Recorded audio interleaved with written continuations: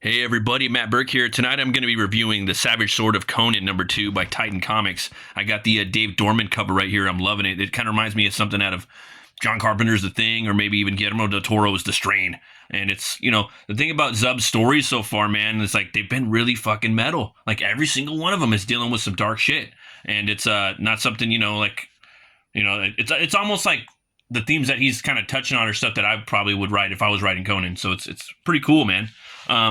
Yeah, and it opens up, the world right here. You got the map, and it's basically like the similar thing that we hear all the time, and you got a little ad right here of this new Conan City of the Dead, and looks like a cool book, man. John C. Hawking. So, but yeah, man. It's this book right here is a little different than the last one. I don't know if they're going to be doing the format's going to be a little different each time. But so far, man, I think that's what they're doing, and I think that's what they should do. I think every issue of The Savage Sword of Conan, it should be something different with different artists. Maybe have like one continuing story like they do with the Solomon Kane one. Maybe bring in different characters from the Wardian verse. I like Solomon Kane a lot, though, man. Him and Cole. But yeah, that's what they did in here, and they're switching it up, and I think that's what they're going to be doing on the next book too. We'll get into that too in a little bit on this review. And what I liked about this one, that's a cool picture. Oh yeah, and then they have all like, so let me jump back real quick before I get ahead of myself. They have pinups. So that one was called Conan I Was by Raphael Kanan, and you have another one, Layer of the Serpent by Gerardo Zaffino, which I'm really feeling. And then you got the Solomon Kane by Nick Amerikanovich. And yeah, this one. So the last book, one of my gripes about it was it felt like the art on the first story was like actual like art that they scanned into gray tone. This one isn't. You could pretty much tell like it does not look like it was. It's very scratchy, very very gritty. Very fucking punk looking. I really like it.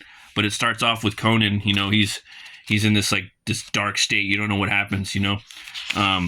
And then he's just like, what's going on, man? And then all of a sudden some lightning strikes, and he's, leaving the garden. He's digging himself out.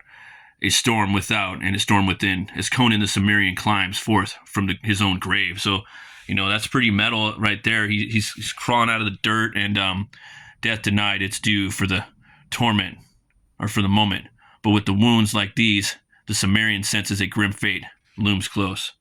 So he's got stabbed in the calf. He's just clawing away.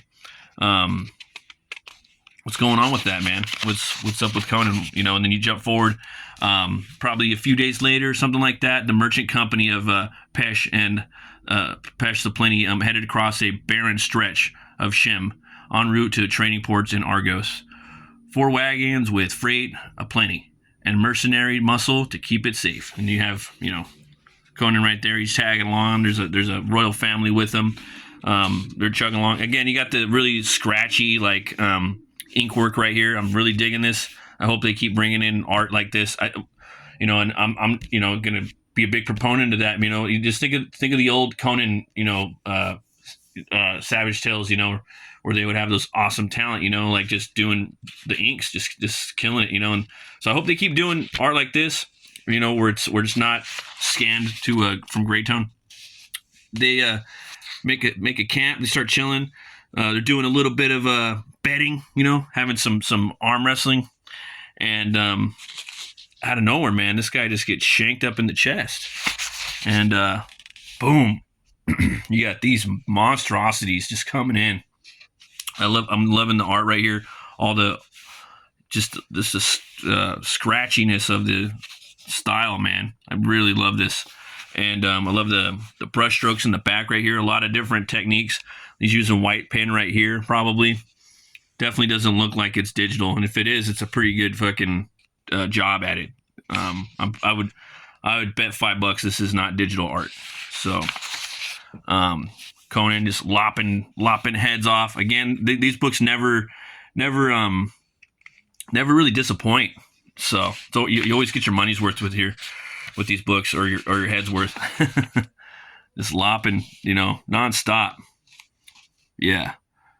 No matter the pain, no matter the odds, they would send dozens of fiends screaming to the pit before they fell. Yeah. Loving the panel work, you know. But Conan, man, they ended up getting him, pounding him into the dirt and wrapping him up. So now we're coming full circle to the beginning. Yeah, man. Really loving the line work in here. Really, really excellent choice of spot whites within the black. Killer shot right there. Just a work of art. See, this is what I'm looking for, man, in a Conan story. Just really cool artwork that's black and white in a Savage Tales one. Again, really cool spot blacks. See, like right there, you could tell that was probably a whiteout pen that he was using. You know, and then a kid comes, you know, and he basically saves him. You know, for a moment, the Cimmerian swears that he sees this boy. Then his eyes adjust to the dawn's piercing light, and he sees it's a different face, younger, but just as curious. Boy, I don't know who you are, but you are in danger. A scatter of fearful footsteps in the grass, and he is alone no more. So yeah, see that right there. See, that looks like some whiteout. He's doing right there over the inks. That's something I do too. Yeah, it's fucking awesome. You got this cool little I don't know, I guess you could say like a for the story, you know, like a place where that you could kind of call back to and kind of, you know. And so the boy, he's actually working. He's part of this this community that's been taken over, you know. He's walks by, hello, and the thing's like, you know, your wounds, does it hurt? You know, it's just disgusting, you know. Yes, sir, feel better soon, you know. Then he sees, I think his mom, Tariff, the kid's name's Tariff. What are you doing there? I just wanted to see the new soil and pray for the arrival. The fields, too, fresh for prayer. And you're too young to bless it. And then you see the mom. She's just like a leper, bro. You know, it's just bubonic plague, you know, black plague looking, you know, just fucked up. This town is just, you know, just horrible. So he goes into this temple, right? And the kid goes down and he's you know, sir, forgive me, please, you know, and he bends over and then you just see this, you know, this monstrosity right there. Flashback over to Conan and he's you know, you see his leg, it's just fucked up, just jammed up with this spike. He pulls it out, right? And the kid, he's helping him back, you know, give him some water, you know. Kid tells him a bit of water for before you try to eat. Water sustains us, makes us whole. And you know, Conan takes it, you know what I mean? And he's asking him, you know, he's like, you know, who are you? Where did you get this food? I'm Tariff. This is my prayer meal. You're hurt, so we can share. I've never seen anyone climb out of the garden before. And Conan's just like, the garden, you know. You need to get this really cool, just scratchy like scene right here. And man, this art again, this guy or gal who's doing the art, man. Yeah, they just kind of they're going in there kind of fearless in some spots. It looks like just scratching it up, and they do a little exposition about the garden right here, the great garden of Dahim, god of goodness, house of plenty. Our village worships Master Dahan, and as he protects us with his strength, and we cherish him, and he cherishes our love. We are his steadfast swarm, attacking the unfaithful and gathering food for the master. Food like this, you know, he's like, what the? And so, you know, they're drinking from that dude's juice, you know.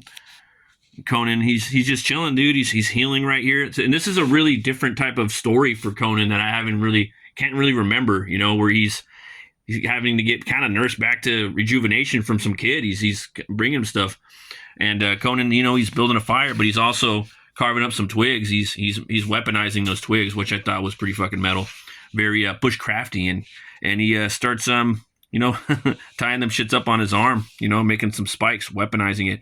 Cool shots right here, the wolves, you know, and this is probably my favorite shot in the book, man. I just love that. That'd be like a sick ass like trading card or album cover with the wolves, and it's just covered, you know, just clad in shadow with just a little bit of, and he was sitting there, the artist, just scratching. He had all that drawn out, and then he had to go in there and draw the wolves and probably just keep adding it like tirelessly, probably. And the wolf comes full speed at him. Bam! He hits him with that that gauntlet he makes. Man, he's taking on all the wolves. Smacks him with the spear. And that's the gauntlet shot. Bam! Love that. See, and it's not a lot, man. These are just almost like pencils. It's almost like layouts in a way, but it's fucking cool. I love it. It's a lot of kinetic energy, a lot of electricity in these shots. Just reminded me of The Gray, that movie with Liam Neeson where he's got to fight the wolves. And that's another good shot. I really like that one too, where you get to see the weapon in all its glory. And these guys, that's equally as good a shot. Time passes by. It's been weeks. Conan is bearded now. He needs a shave. He's fishing. He's getting better. I like the way that he put the leaves right here, just to kind of show that like possibly he might have been there for a season change. That long. And yeah. He gets up and every day you sneak back here, you choose a different way, a better path. Now you must walk it and see where it leads. And he's like, you're healed. Yes, thanks to you. Come with me, and we'll find your future. The kid's like, will you show me how to be a great warrior like you? It's a promise, boy, a pact we share now. After dark, bring me my axe, the large one. You said you saw on the stump where the swarm stores their spoils. If we walk through the night, we'll see mountains. By morning, and 7 days on, a port and a fast ship. So they got a plan. The kid's ready to get the fuck out of there. And Conan, man, he's looking like Caveman the Barbarian right there. It's pretty cool. Yeah, and then he sees these specters, man, these ghostly phantasm. I like this, man. Really spooky. Really loving the art in here. Yeah, dude. Really cool stuff. Like it's quite the contrast to the last book. Now the art in the last book was dope too. Like don't get me wrong, it was sick. It looked like they scanned it again from a colored book, and this one doesn't look like they scanned it at all. And then boom, man, this is the monster he's gonna fight right here. It's very Cronenbergian and Carpenterian. Looks like something out of the Fly with Goldblum and also The Thing. And I love the hatching you did on the eyeballs right here. It's something that's a cool little trick. Yeah, I've never seen that before. I don't know if that's something because he's spellbound and it's slowing him down or what, but yeah, that's cool. And maybe a little bit of Lovecraft, dude, because Lovecraft and Howard were homies. They were pen pals, And there we go. Conan just hacking away at that thing. Hacking. He's got some fire and yeah, man. Just killer stuff. And it's funny because this guy, it's not easy to make it look like this, even though it looks easy, for most people. Like some artists can do it, but most people can't, to give it that less is more look. Oh, man. Yeah. Digging this shit. It's all action, baby. All action. Yeah. So cool. The thing's talking to Conan. He's inside his head right now, right? Strong, bold. If we're one, fearless. He charges with no sense of self-preservation. With one weapon struck, he throws it right in his skull. Never. These more emerge from the fire, or 3 more emerge from the fire, and then boom. Monsters he slew. Yeah. And yeah, man, I thought that was a really cool story. I really liked it, and it's sad too, man. Like right here, no one would be spared, no matter how fragile or innocent, And he takes the boy. Under morning light, a solemn ritual beyond the bounds of the cursed village, or cursed village. A boy condemned and a pact broken, because they had a pact, man, and then he ended up having to break the pact by killing that big fucking god, and there goes Conan moving forward. We got this other one by Safino. He's another artist, man. The Safino the second, Gerardo. Oh man, just love this dude's art, man. He's on, if you don't follow him, he's on Instagram. Some killer fucking badass like pieces. Then we jump into some chain mail where the fans mail in. They start talking, and we got a Solomon Kane continuation right here, where he's searching for this monster, and the monster pops out of nowhere right here, coming full speed at him. The tracks, they're fresh scent. They've doubled back. Grufford! He hits him back. This hulking brute, this Sasquatchian monstrosity. Nuff! He just knocks him over. Now, I will complain. One complaint about this. I think this story was only 7 pages, so it went kind of quick. I was hoping for a little more. You got him shooting the beast right there. Leave me alone. And this old guy that was with him got fucked up right there. 'Twas the Gwar. Let me help you. No, I am broken. Take the horn. It will protect thee. It is pagan. The Lord Christ is old, but there are older things still. Except this, I think many wonders await thee, Solomon Kane. Pray for me. And Solomon, he takes that piece, and we're jumping forward to the lady that's missing her husband. Her husband went to the tavern in the previous issue, got fucking sloshed, and he's missing. And the son too. And that's the husband right there. He's getting devoured. And that's the son right there. It's fucking terrifying, man. It's a big black fucking clad in shadow beast, man. You don't know what the fuck he is. But there's a scene right here. I believe Kane blows the horn. And I dig the art in here too, man. This is some really cool stuff. Yeah. Kane jumps up, and the horn god appears. Aran, lord of the underworld, master of the hunt.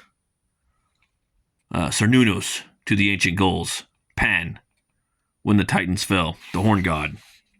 Yeah. The Lord Christ is old, but there are still older things still. So, yeah, man, I'm still excited for this story. It's killer. Looks like Kane's going to be going head to head with that big beast, and it's going to conclude in the next issue. So, really digging that. Always could have more Solomon Kane, man. I'm fingers crossed, man, for Titan. Hopefully they put out a Solomon Kane book.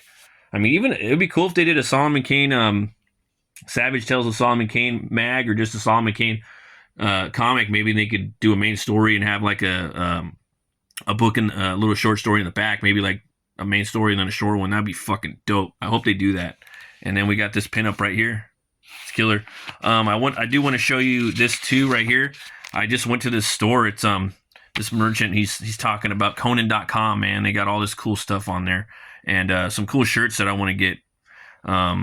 And it's a really cool website. I just checked it out right now. It was really nice to see Conan, like, really strong right now. Like we got the website, we got the books. They're all kind of put in one centralized location.